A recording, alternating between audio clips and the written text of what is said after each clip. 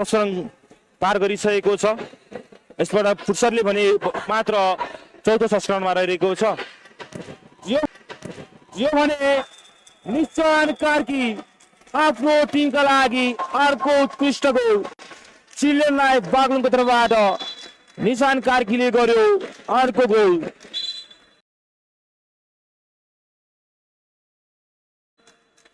खेलमा अग्रता लिन सफल रहेको छ। एक गोल सुरुवात चरणमा एक गोल कन्सिड गरेको टिम अब भने खेल सेटअपको प्रयास यो राइट फुट शट निशान कार्की यस पटक पनि आफ्नो प्रतिभा झल्काइरहेका छन्। बागलुङ जिल्लाको प्रतिभा जिल्लामा झल्किरहेको छ।